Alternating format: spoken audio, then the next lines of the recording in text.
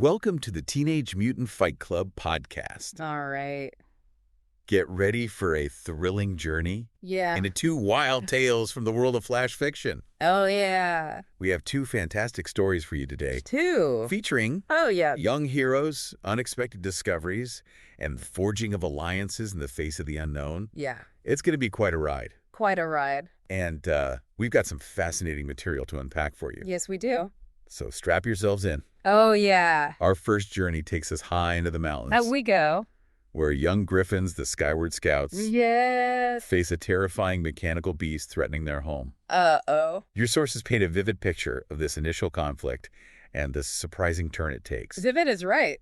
We're looking at the initial fear and chaos as Akai and the other scouts confront this seemingly unstoppable foe, Oh, yeah. emphasizing the descriptions of the creature.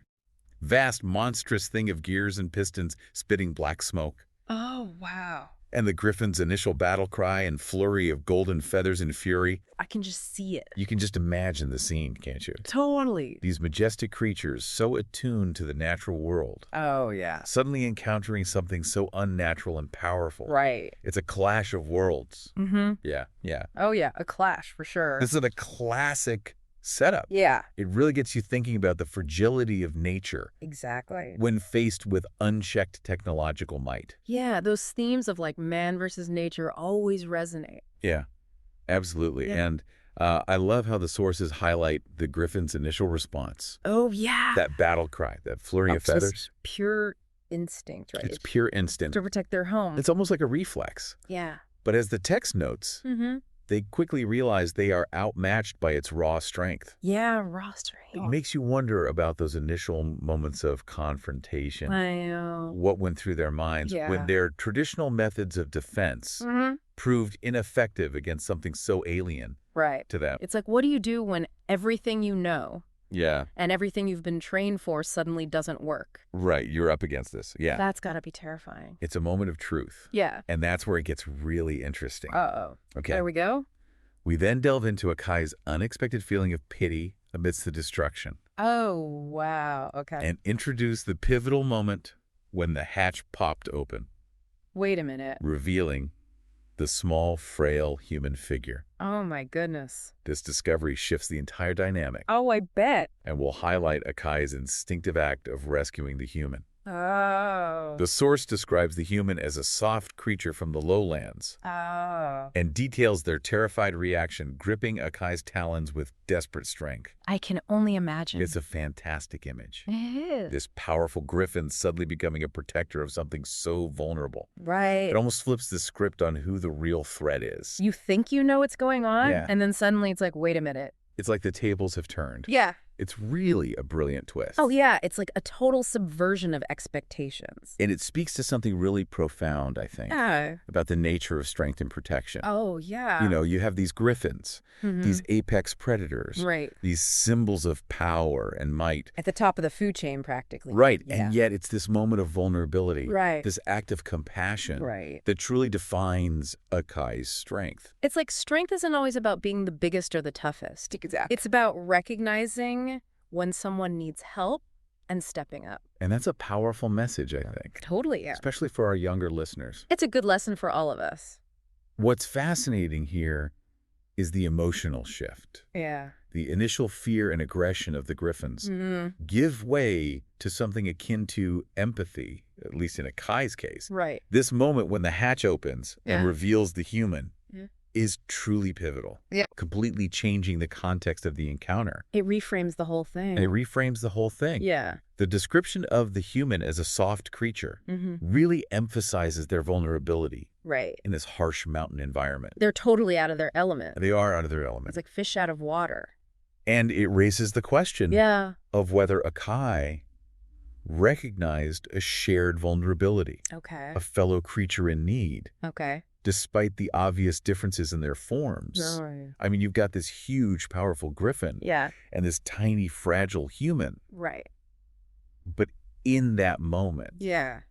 there's a connection, There's a shared sense of, a recognition, yeah, like a fragility. a shared fragility. It's Yeah. like we're both just trying to survive Exactly. in this crazy world. And that's where empathy comes in. Right. The ability to see beyond the surface, Yeah. to recognize the shared humanity, even in something that looks so different. Even in a griffin. Even in a griffin, even in a mechanical beast, because that's the next twist. Okay. The focus then shifts to the mechanical beast's reaction freezing and powering down. Right. This monstrous machine Yeah. that was wreaking havoc just moments ago Uh-huh. suddenly becomes inert. Like it's been deactivated. It's as if the human's presence Okay. has a calming effect Interesting. on the machine. Like a fail-safe or something. And then we get the wise words of the elder griffin, Oh, here we go. Scarbeak. The wise elder. Sometimes Yeah. the greatest strength lies not in fighting, Okay. but in seeing a foe's true heart.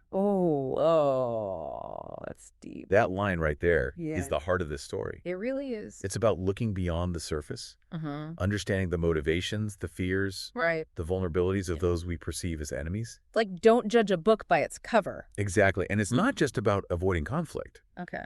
It's about finding common ground, Right. building bridges Building bridges instead of walls. instead of walls. Exactly. And this is where the theme of unexpected alliances really comes into play. Yeah. We see the burgeoning connection between Akai and the human. Ah. The thrilling warmth Akai feels at the child's touch. Interesting. And the understanding that their role as Skyward Scouts Yeah. involves a delicate balance of the world itself. It's a bigger picture It's a bigger picture. than just protecting their territory. Exactly. Yeah. Their mission has expanded. Yeah. It's no longer just about defending their mountain home. Right. It's about understanding the interconnectedness of all things. That's a big responsibility. And that's a huge responsibility for these young griffins. I know. But it's also a sign of their maturity, Right. their growth, Yeah. their evolution as protectors. They're stepping up They're stepping up to a whole new level. for a whole new challenge. Exactly. And it's not just about physical strength anymore. Okay. It's about wisdom, Right. compassion, Empathy. empathy, understanding. From understanding. And that's a pretty powerful message, I think. It is a powerful message, Yeah. especially for a story about talking griffins and giant robots. You know, you don't always expect these kinds of deep themes Right. in flash fiction. Yeah. But that's what makes it so compelling. Uh-huh. It surprises you. Yeah. It challenges you. It makes you think. It makes you think. Yeah. And that's what we're all about here Absolute. on the Teenage Mutant Fight Club podcast. Bringing you those thought-provoking tales. Yeah, we want to dig deeper, Deeper. explore the hidden layers, The nuance. the nuances, yeah. Yeah. And this first story is a perfect example of that. It really is. If we connect this to the bigger picture, Okay. it suggests a deeper understanding of what it means to be a protector. Right. Scarbeak's wisdom highlights that true strength isn't always about physical dominance, Uh-huh. but about understanding and compassion. It's about that deeper connection. Exactly. Seeing the world through someone else's eyes. Yeah. The thrilling warmth Akai feels at the child's touch signifies the beginning of an understanding, Yeah. a connection between two seemingly disparate worlds. It's like bridging a gap It's bridging a gap. between two completely different ways of being. And the idea that the Skyward Scouts are part of a delicate balance Yeah. implies a responsibility that goes beyond just their immediate survival. Right. It's not just about them anymore. It makes you think about how often we might misinterpret a situation I know. if we only focus on the perceived threat Yeah.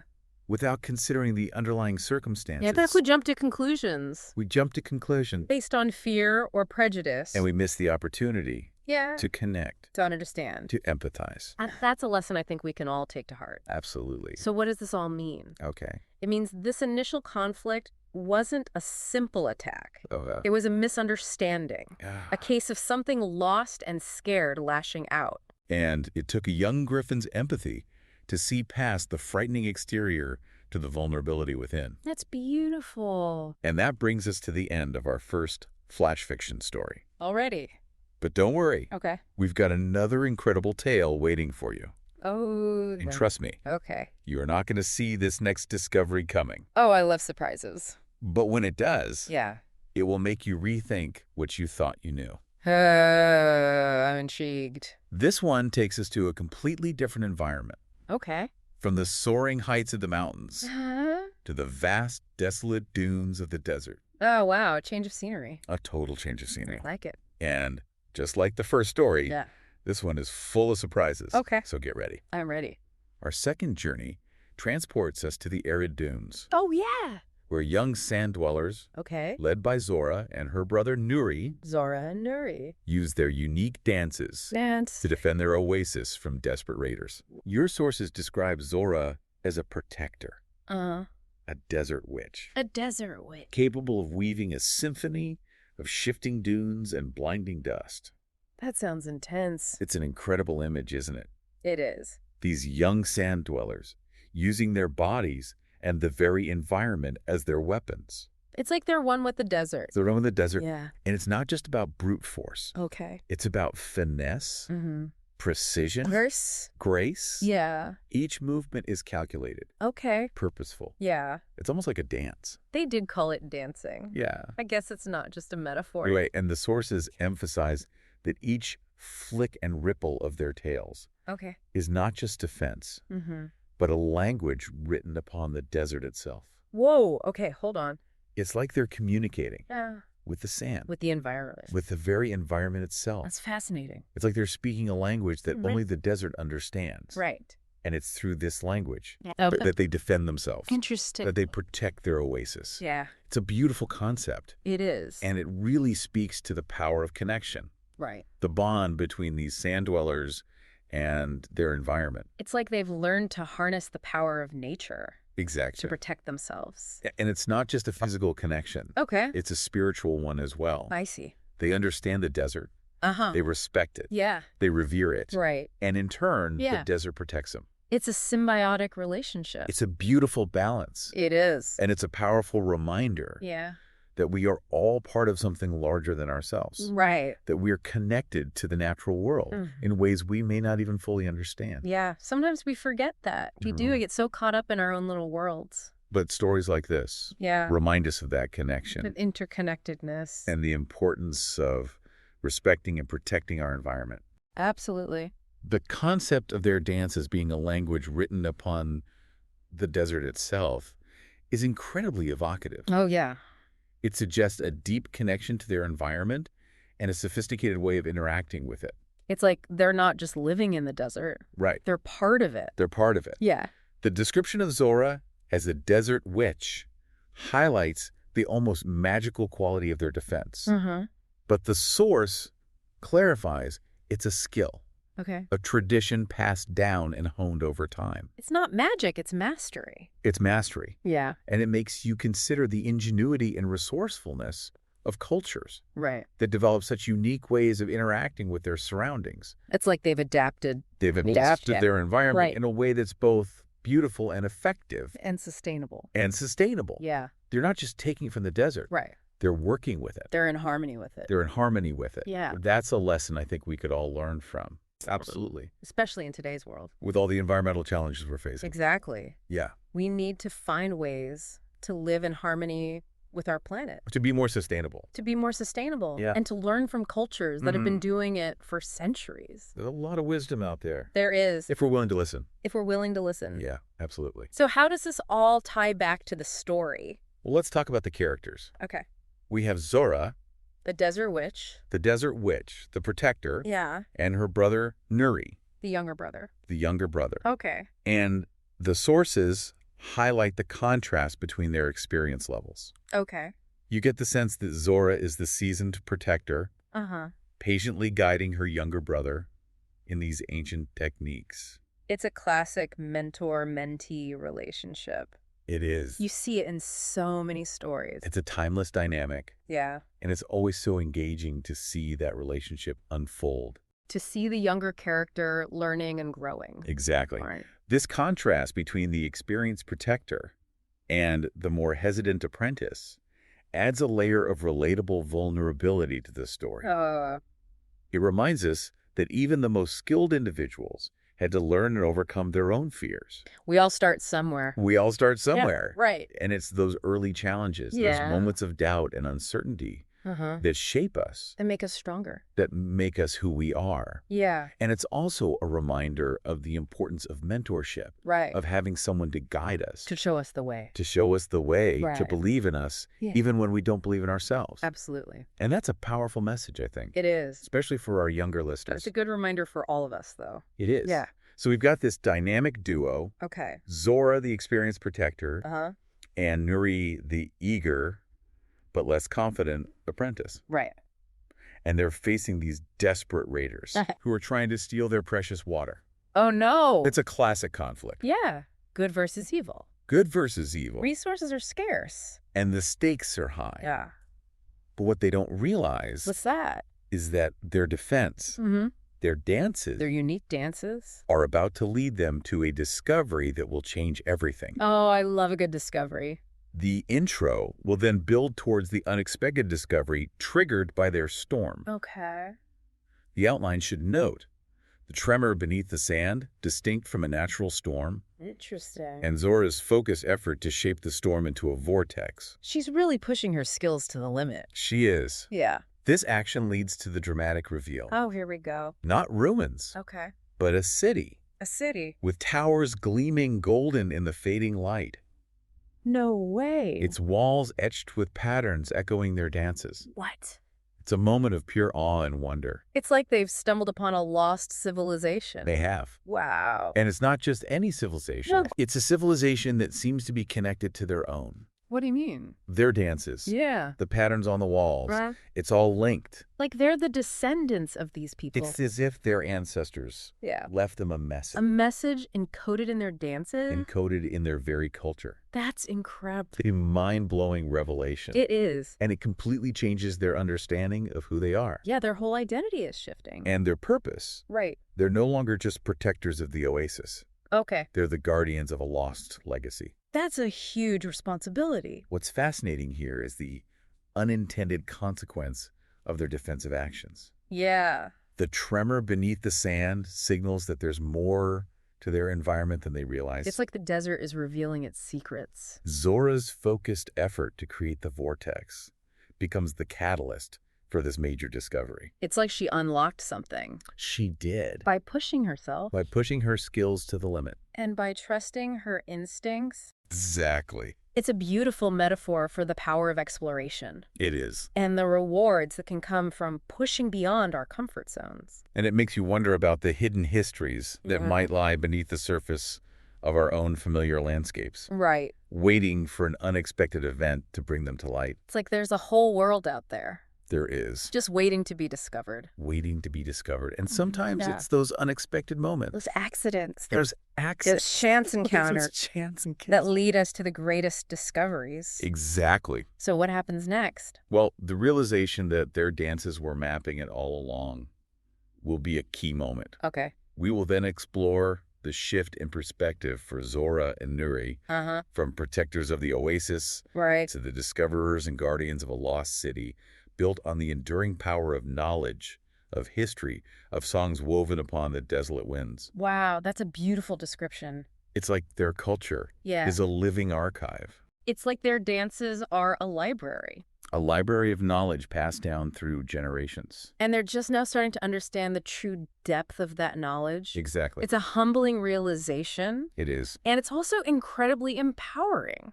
It is. Because it means they have this incredible legacy to draw on. They're not just survivors. Right. They're heirs to a rich and complex history. And it's their responsibility to protect that history. And to share it with the world. To keep it alive. To keep it alive. Yeah. This is where the story takes on a whole new dimension. Yeah.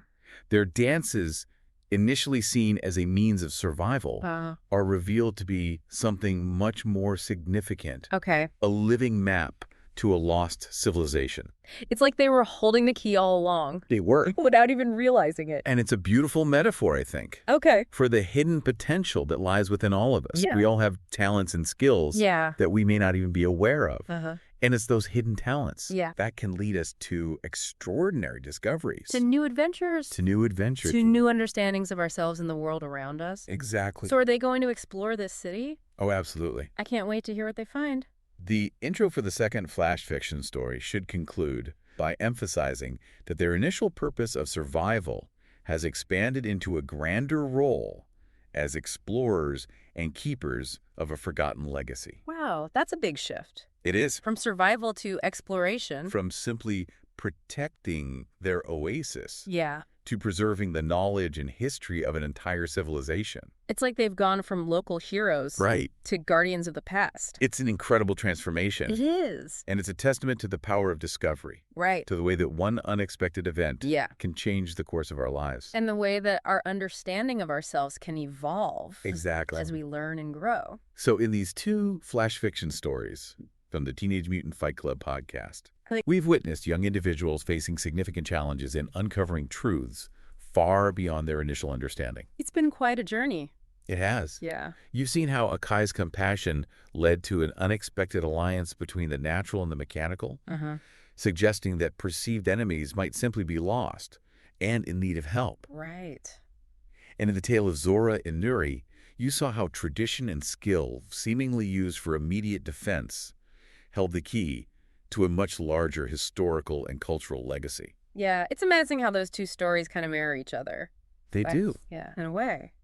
Both are about looking beyond the surface, finding the hidden depths, and recognizing the interconnectedness of all things. It's a powerful message. It is. And it's one that I think is especially relevant in today's world. Absolutely.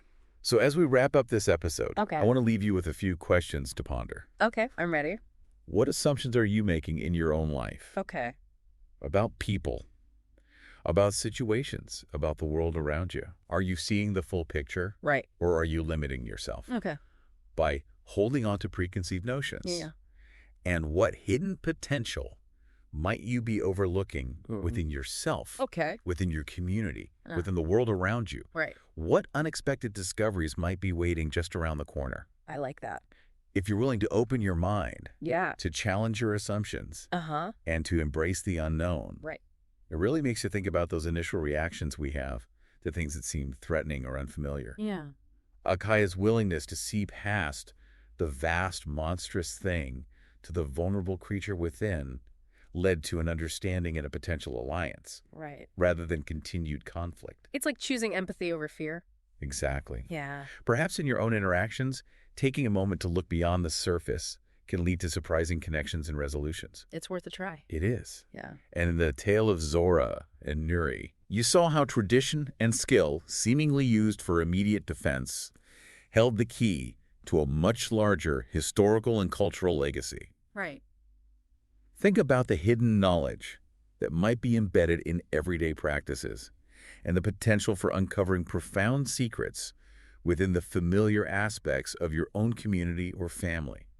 It's like those everyday things we take for granted might actually hold deeper meaning. They might be clues to something much bigger. To a hidden history. To a hidden history. To a lost connection. To a deeper understanding of ourselves. Exactly. It's like we're all archaeologists in a way. We are. Digging through the layers of our lives. Uncovering the hidden treasures that lie beneath the surface. And sometimes the most valuable treasures were the ones we find closest to home. Exactly. It's like the sand dwellers' dances. They were right there in front of them all along. They were. But it took a crisis to make them see. To make them see the true meaning of their tradition. And the power of their own history. Exactly. This story beautifully illustrates how what we might consider routine or simply functional can have layers of deeper meaning and significance. The sand dwellers' dances passed down through generations held the key to unlocking a lost history. It's a reminder that we should never underestimate the power of tradition. Of the knowledge and wisdom that has been passed down to us. It prompts you to consider the stories and knowledge that might be embedded in the traditions you encounter. It's like we're all part of this ongoing story. We are. And our traditions are the threads that connect us to the past.